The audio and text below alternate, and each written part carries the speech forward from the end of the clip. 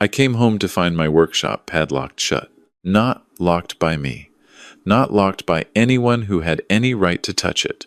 Locked by my son-in-law, who had lived under my roof for 4 years without paying a single dollar in rent, and who apparently decided while I was away at my brother's funeral that the 12 by 24-foot workshop I had built with my own hands in my own backyard now belonged to him. There was a note taped to the door. A handwritten note, like I was a tenant who had violated some clause in a lease I never signed. It said, "Workshop is being converted to a home office. Your tools have been moved to the side yard. Please do not disturb the renovation. Please do not disturb the renovation." In my own backyard. On my own property. In the workshop I had spent 11 weekends building the year after my wife passed, because I needed something to do with my hands or I was going to fall apart completely. I stood there in the driveway with my overnight bag still on my shoulder, still wearing the same dark clothes I had worn to lower my brother into the ground 2 days before, and I read that note 3 times. Then I folded it carefully, put it in my shirt pocket, and walked inside to make a phone call. Not to my daughter, not yet. I called my attorney. My name is Dennis. I am 63 years old. I worked as an electrician for 31 years, ran my own small contracting business for the last 12 of those, and when I retired at 61, I owned my home outright, had a reasonable amount in savings, and had plans that involved exactly none of the chaos that was about to unfold in my life. My daughter, who I will call by her relationship to me because she is the only daughter I have, and I still love her even through everything that happened, moved back home 6 years ago after her first marriage ended. She was 31, heartbroken, and needed somewhere to land. I told her she could stay as long as she needed. I meant it. That is what fathers do. She stayed for a year, found her footing, started a new job in marketing at a mid-sized company downtown. She seemed happy. She seemed like herself again. Then she met her husband at a company event, and within 8 months they were engaged, and within 14 months they were married, and within 2 months of the wedding she came to me and asked if they could move in temporarily while they saved for a house. Temporarily. I want to be honest about something. I did not love the idea. I had been living alone for 4 years at that point, and I had made a kind of peace with the quiet. My wife had died of a stroke when my daughter was 26, and the grief of that had taken me a long time to work through. The workshop had been part of that. Cooking dinners slowly on Sunday afternoons had been part of that. Long drives on Saturday mornings with no destination had been part of that.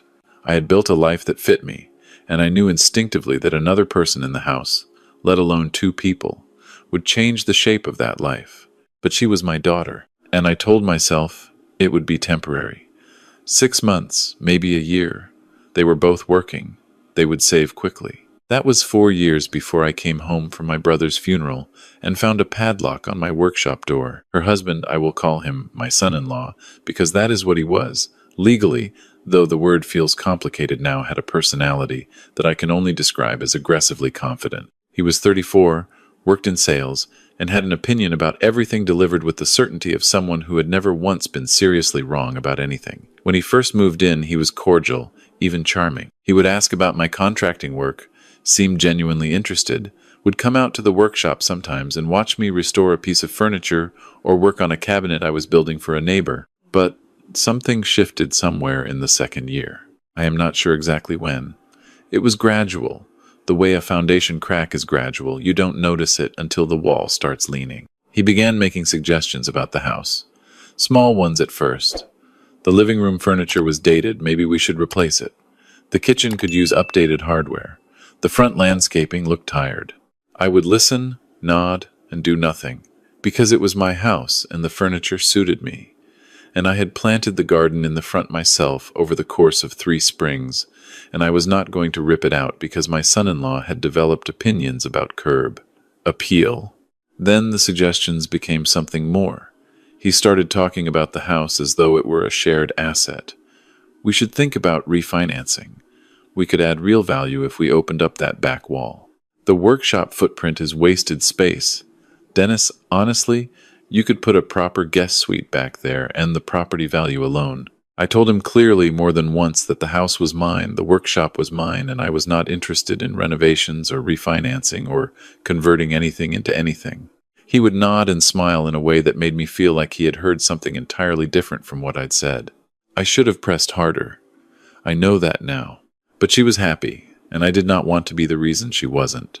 And so I kept drawing the line and then not enforcing it, which is not drawing a line at all. It is just pointing at the ground and hoping. I had been close to my brother, Robert.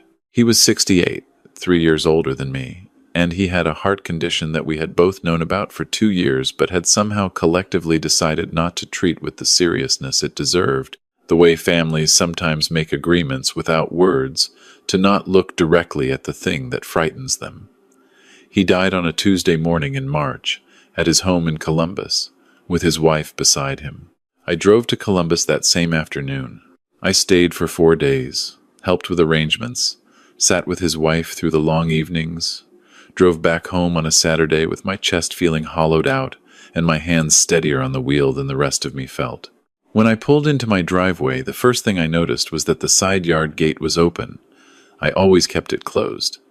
The second thing I noticed was the padlock on the workshop. The third thing I noticed, once I had read the note and walked around to the side yard, was that my tools were not simply moved. They were stacked on a plastic tarp, uncovered, on the ground. My table saw, my router, 3 hand planes I had bought at an estate sale and spent 6 months restoring, a box of chisels my wife had given me for our 25th anniversary. All of it just sitting there, on the ground, under the open sky. In March, I stood there for a long moment. Then I went inside. My son-in-law was in the living room watching television. My daughter was in the kitchen. She heard me come in and called out that there was food if I was hungry. Her voice was careful. She knew I had just come from her uncle's funeral. She also, I realized in that moment, knew about the workshop. I set my bag down in the hallway. I walked to the doorway of the living room. He looked up.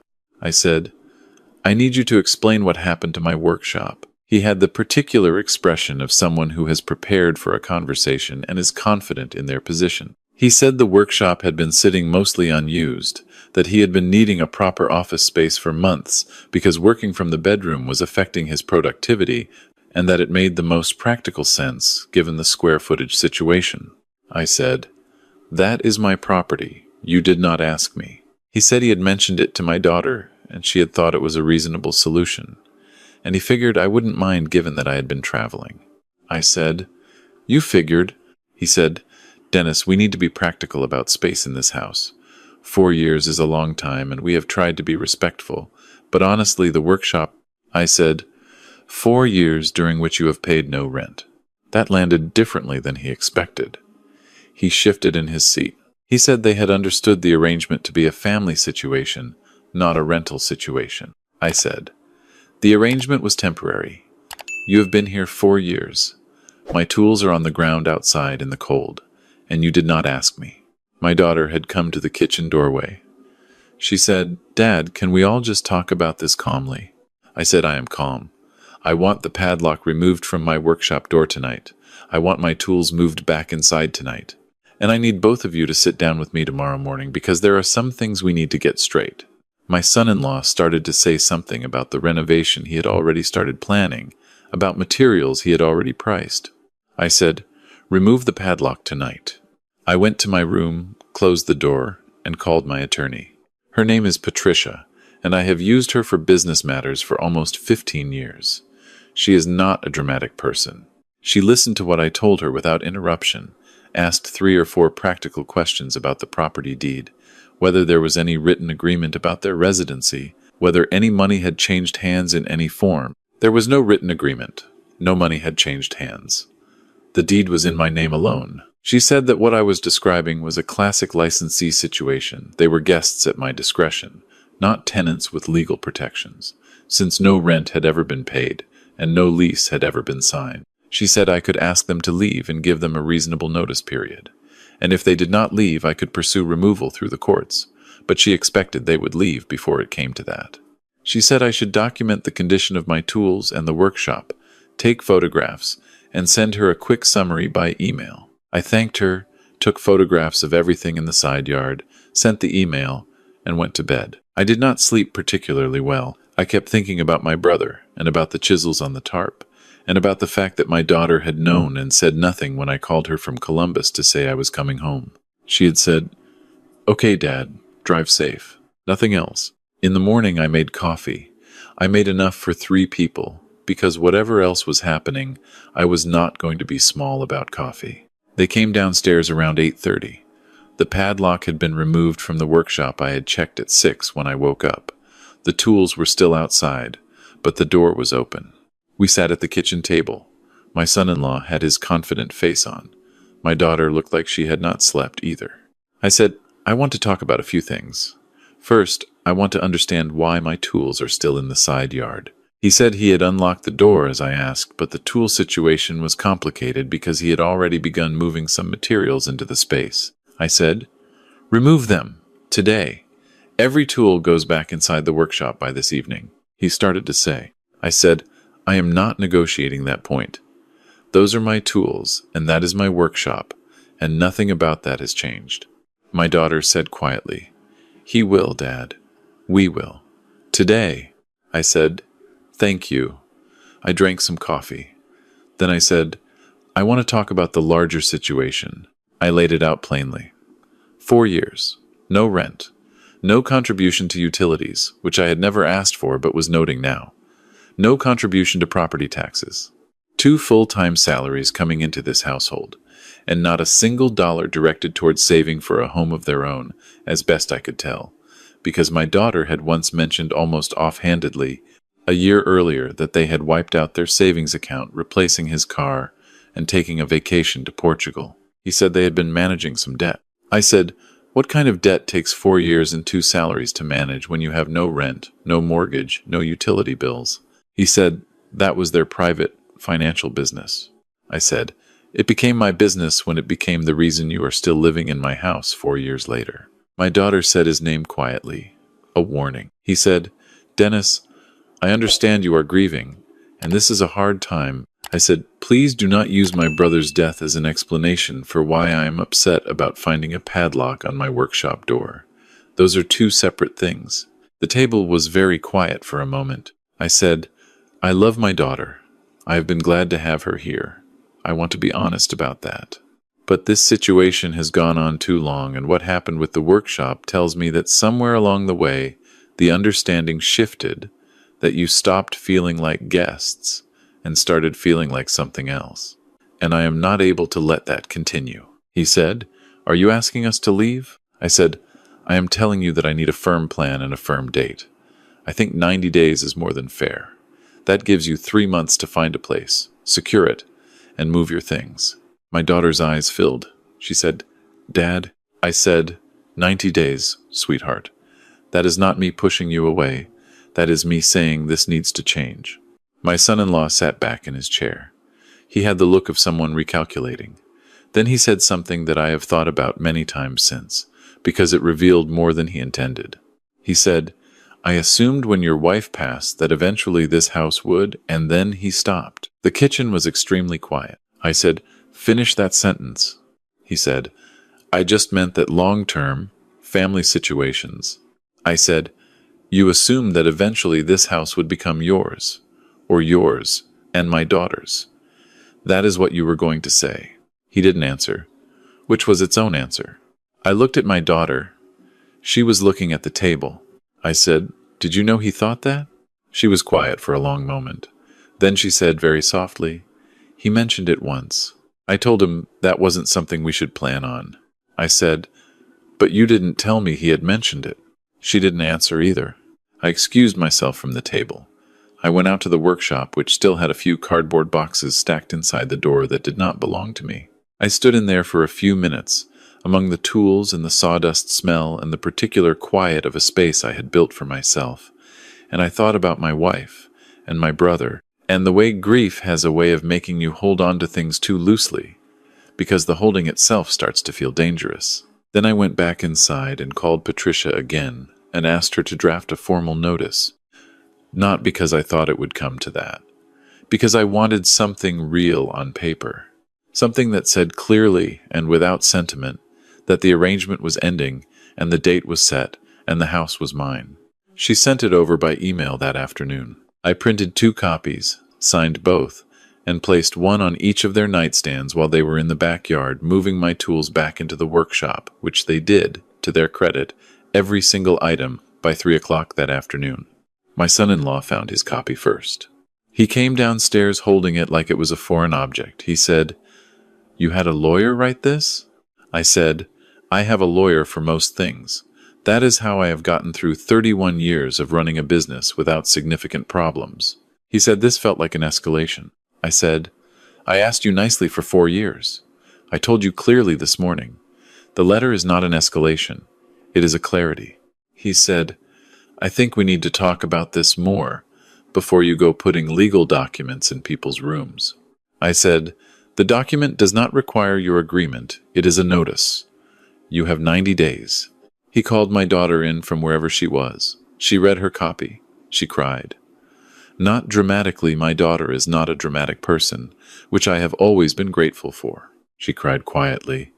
In that way she has had since she was small, where she tries to hold it in, and it comes out around the edges. She said, "You really want us out?" I said, "I want the situation to change.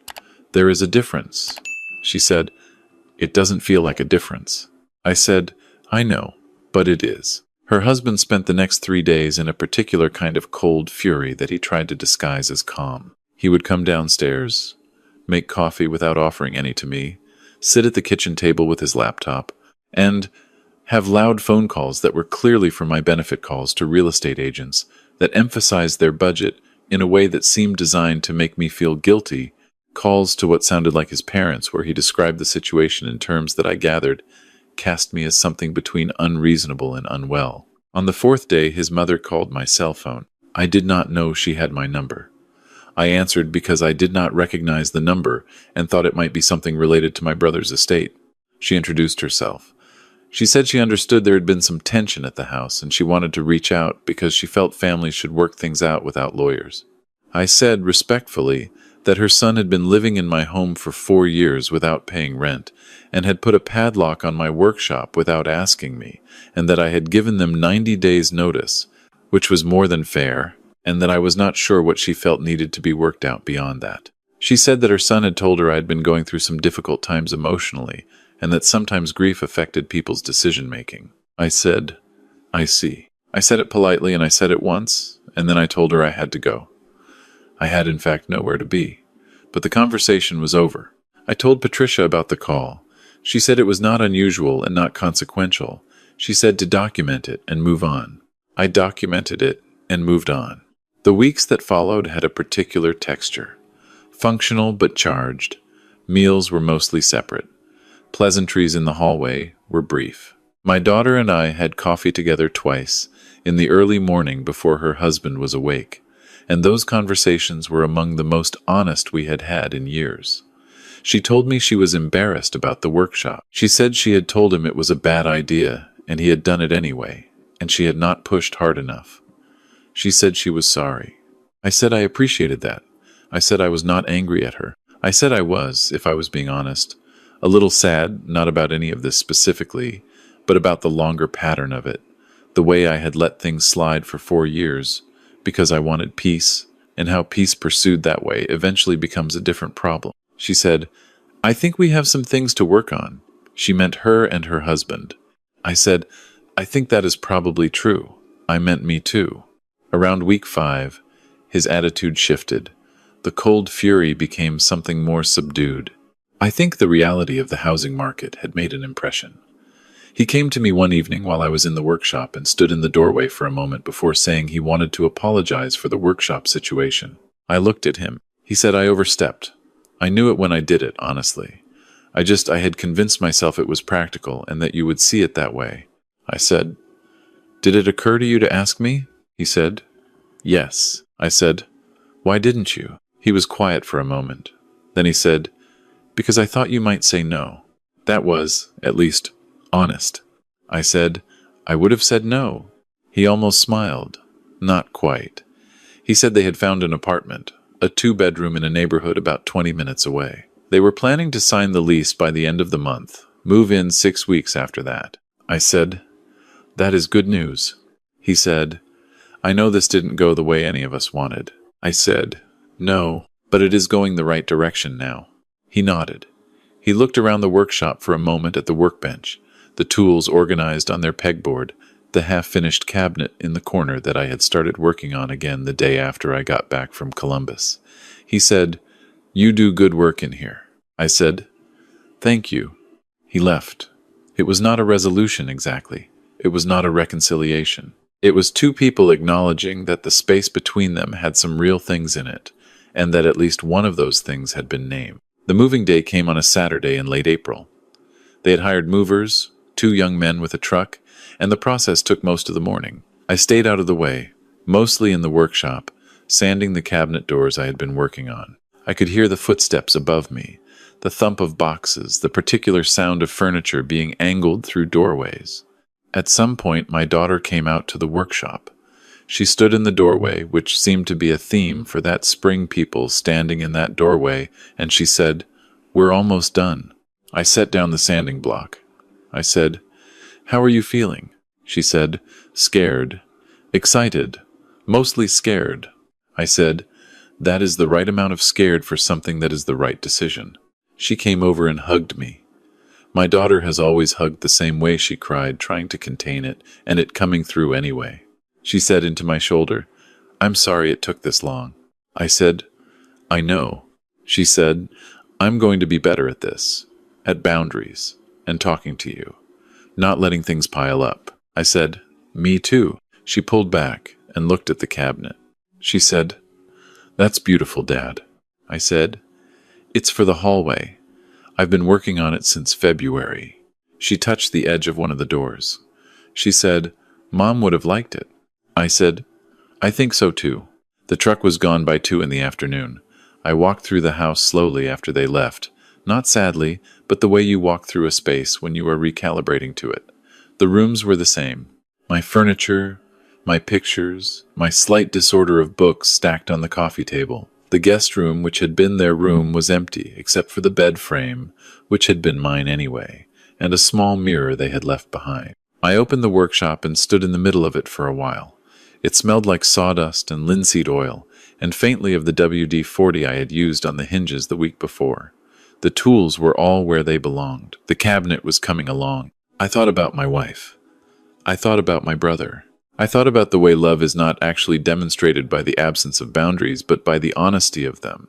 That the kindest thing is sometimes the thing that costs you the temporary comfort of being liked, and that comfort, held too tightly, has a way of becoming something that looks like love but functions more like avoidance.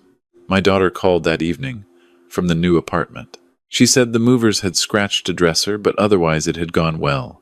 She said the apartment was smaller than she remembered from the showing, but that it was theirs and it felt different. I said, "Different? How?" She said, "Like something we actually did, not something we were given." I said that was exactly it. She said her husband was assembling a bookcase and was already frustrated with the instructions, and she had to go rescue him. I said, "Give him my regards."